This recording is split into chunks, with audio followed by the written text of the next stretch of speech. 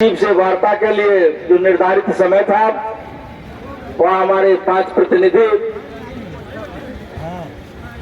आनंद कौशल जी, बंशीधर ब्रजवासी जी, प्रमोद जी, केशव जी मेरे साथ गए थे और उक्त प्रतिनिधि में गए साथियों ने अपनी बात को रखा। यह बात सच है कि बिहार सरकार में शिक्षा विभाग के अधिकारियों की आपने तो हवा निकाल दी, लेकिन सरकार में उनकी हवा चल रही है, क्योंकि मुख्य सचिव से कोई बड़ा पदाधिकारी राज्य में सरकार के लिए नहीं है, ये हम सब अवगत हैं। और शिक्षक प्रतिनिधियों द्वारा शिक्षकों के इस जनसलाह का मांग पत्र उनके यहां जाना और बड़ी साधारण तरीकाओं से एक लाइन में यह कहना कि मांग पत्र दीजिए, आपके मांगों पर सरकार गंभीर है, शिक्षा विभाग गंभीर है। और मुझे एक आवश्यक मीटिंग में भी जानी है कृषि विभाग के बैठक में, और आप लोग जाइए। यानी यह मामला वस्तुतः सरकार की उन तमाम तानाशाही का प्रतीक है जिसको लेकर आज हम यहां खड़े हैं, आप खड़े हैं और लगातार संघर्ष कर रहे हैं। आवश्यक है कि इस लड़ाई को सशक्त और मजबूत करने की, इस लड़ाई को ऐसे तानाशाह सरकार को घेरने के लिए और आगे बढ़ाने की बिहार शिक्षक एकता मंच शिक्षकों की आवाज और शिक्षकों की समस्याओं के समाधान के लिए विभिन्न शिक्षक संगठन एकजुट हुए हैं। हम आपको कहेंगे कि आप यहां आए हैं तो स्थिरता ये लाना पड़ेगा कि मुझे टिकना पड़ेगा, मुझे रुकना पड़ेगा और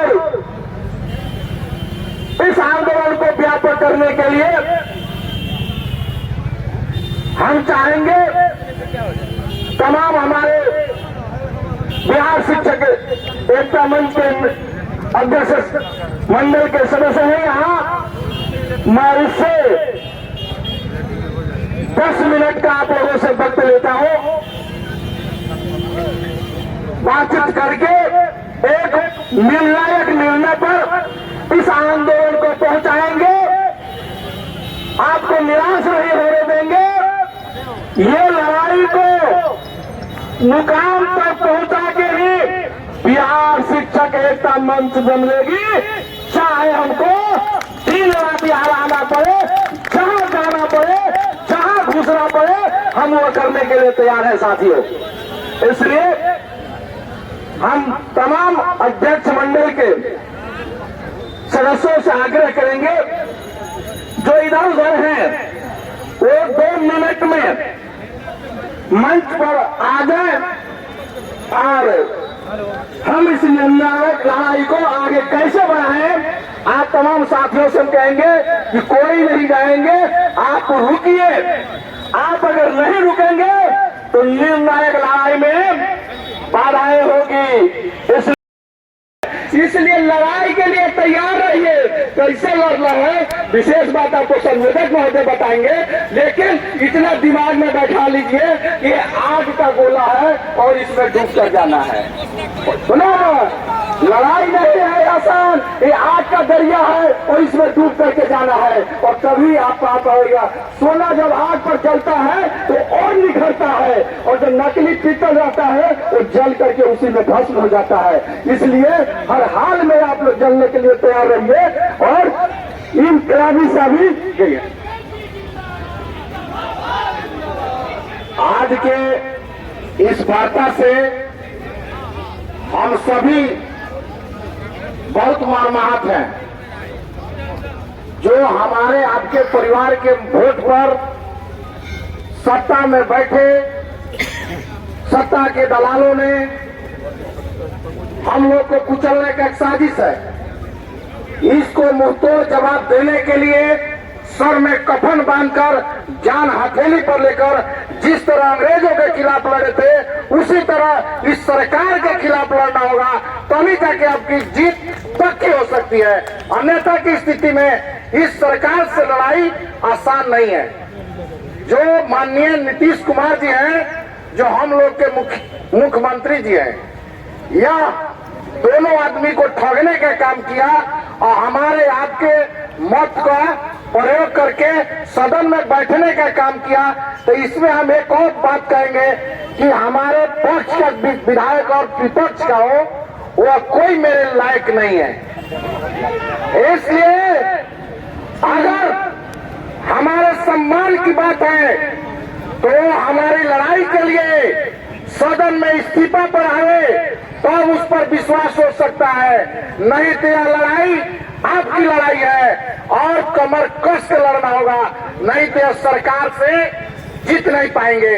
और हम आप लोगों से अपील करना चाहेंगे कि जो मेरे भाई हमारे बीच रहकर और फॉर्म भरने की बात कर रहे हैं उनको थोड़ा सोचना पड़ेगा कि वो मन से तो उस शब्द का व्याख्या नहीं किया जा सकता है, लेकिन वो उससे कम नहीं होगा। वो पर्दे के पीछे उससे इतना से ज्यादा हम नहीं कर सकते हैं।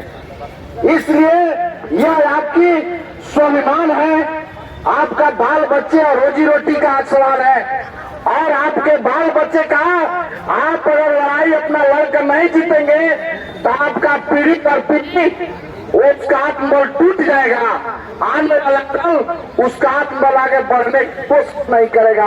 यह लड़ाई आने वाले पीढ़ियों के लिए है। हम चाहेंगे प्रदीप कुमार पप्पू जी, बहुत बहुत धन्यवाद।